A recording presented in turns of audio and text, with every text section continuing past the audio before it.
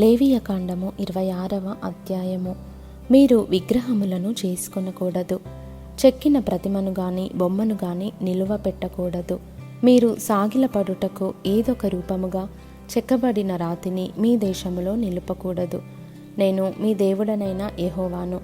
నేను నియమించిన విశ్రాంతి దినములను మీరు ఆచరింపవలెను.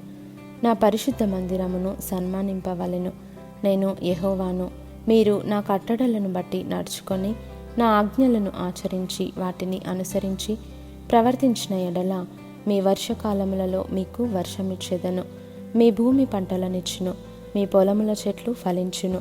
మీ ద్రాక్ష పండ్ల కాలము వరకు మీ నూర్పు సాగుచుండును.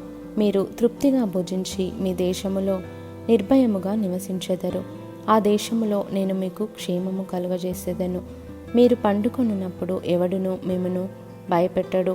ఆ దేశములో దుష్టమృగములు లేకుండా చేసేదను. మీ దేశములోనికి ఖడ్గము రాదు. మీరు మీ శత్రువులను తరిమెదరు. వారు మీ ఎదుట ఖడ్గము చేత పడెదరు. మీలో 5 100 మందిని తరుముదురు, 100 మంది 10,000 మందిని తరుముదురు. మీ శత్రువులు మీ ఎదుట ఖడ్గము చేత కూలుదురు. ఏలయనగా నేను మిమ్మును కటాక్షించి మీకు సంతానమిచ్చి మిమ్మును విస్తరింపజేసి మీతో నేను చేసిన నిబంధనను స్థాపించెదను. మీరు చాలా కాలము నిలువయున్న పాతగిలిన ధాన్యమును తినెదరు. క్రొత్తది వచ్చినను పాతది మిగిలియుండును. నా మందిరమును మీ మధ్య ఉంచెదను. మీ యందు నా మనస్సు అసహ్యపడదు. నేను మీ మధ్య నడిచెదను, మీకు దేవుడనయుందును. మీరు నాకు ప్రజలయుందురు. మీరు ఐగుప్తీయులకు దాసులు కాకుండా వారి దేశంలో నుండి మిమ్మును రప్పించితిని. నేను మీ దేవుడనైన యెహోవాను. నేను మీ కాడి పలుపులను తెంపి మిమ్మును నిలువుగా నడవజేసి తిని. మీరు నా మాట వినక నా ఆజ్ఞలన్నిటినీ అనుసరింపక నా కట్టడలను నిరాకరించిన ఎడలను, నా ఆజ్ఞలన్నిటినీ అనుసరింపక నా నిబంధనను మీరునట్లు మీరు నా తీర్పుల విషయమై అసహ్యించుకొనిన ఎడలను, నేను మీకు చేయునదేమనగా మీ కన్నులను క్షీణింపచేయునట్టియు ప్రాణమును ఆయాసపరచినట్టియు తాపజ్వరమును క్షయరోగమును మీ మీదికి రప్పించెదను.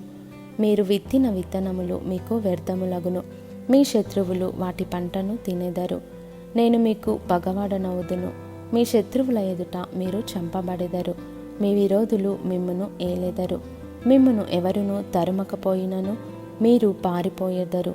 ఇవన్నీ సంభవించినను మీరింకా నా మాటలు వినని ఎడల నేను మీ పాపములను బట్టి మరి 7 మిమ్మును దండించెదను. మీ బలగర్వమును భంగపరచి ఆకాశము ఇనుము వలెను భూమి ఇత్తడి వలెను ఉండచేసెదను. మీ బలము ఉడిగిపోవును. మీ భూమి ఫలింపకుండును. మీ దేశ వృక్షములు ఫలమియ్యకుండును. మీరు నా మాట విననొల్లక నాకు విరోధముగా నడిచిన ఎడల నేను మీ పాపములను బట్టి మరి 7 మిమ్మును బాధించెదను.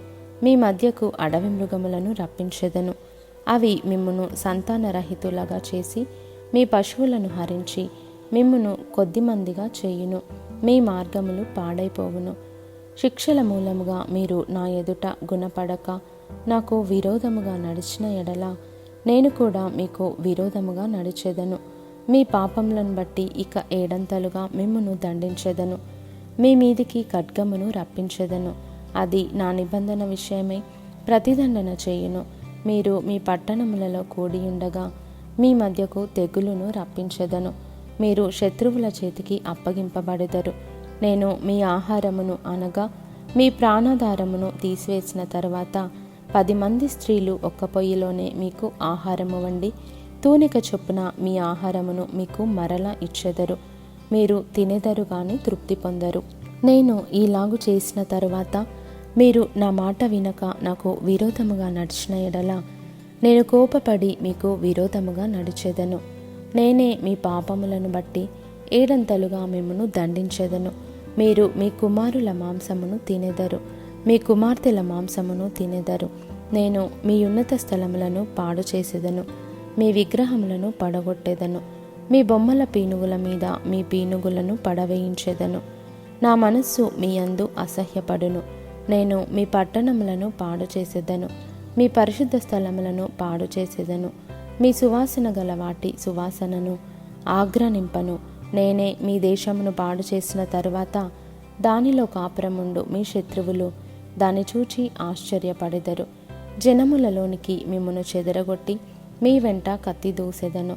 మీ దేశము పాడైపోవును, మీ పట్టణములు పాడుపడును. మీరు మీ శత్రువుల దేశంలో ఉండగా మీ దేశము పాడయున్న దినములన్నయు అది తన విశ్రాంతి కాలములను అనుభవించును. అది పాడయుండు దినములన్నయు అది విశ్రమించును. మీరు దానిలో నివసించినప్పుడు అది విశ్రాంతి కాలంలో పొందకపోయినా విశ్రాంతిని అది పాడయుండు దినములలో అనుభవించును. మీలో మిగిలిన వారు తమ శత్రువుల దేశములలో ఉండగా వారి హృదయములలో అధైర్యము పుట్టించెదను. కొట్టుకొని పోవచ్చున్న ఆకుచప్పుడు వారిని తరుమును. ఖడ్గము ఎదుట నుండి పారిపోవునట్లు వారు ఆ చప్పుడు విని పారిపోయెదరు. తరుమువాడు లేకయే పడెదరు. తరుమువాడు లేకయే వారు ఖడ్గమును చూచినట్టుగా ఒకని మీదనొకడు పడెదరు. మీ శత్రువుల ఎదుట మీరు నిలవలేకపోయెదరు. మీరు జనముగా నుండక నశించెదరు. మీ శత్రువుల దేశము మిమ్మును తినివేయును. మీలో మిగిలిన వారు మీ శత్రువుల దేశములలో తమ దోషములను బట్టి క్షీణించిపోయెదరు. మరియు వారు తమ మీదికి వచ్చిన తమ తండ్రుల దోషములను బట్టి క్షీణించిపోయెదరు. వారు నాకు విరోధముగా చేసిన తిరుగుబాటును, తమ దోషమును, తమ తండ్రుల దోషమును ఒప్పుకొని తాము నాకు విరోధముగా నడిచితిమనియు నేను తమకు విరోధముగా నడిచితిననియు తమ శత్రువుల దేశములోనికి తమను రప్పించుతుననియు ఒప్పుకొనిన ఎడల, అనగా లోబడని తమ హృదయములు లొంగి తాము చేసిన దోషమునకు ప్రతిదండనను అనుభవించుతమని ఒప్పుకొనిన ఎడల, నేను యాకోబుతో చేసిన నా నిబంధనను జ్ఞాపకము చేసుకొందును.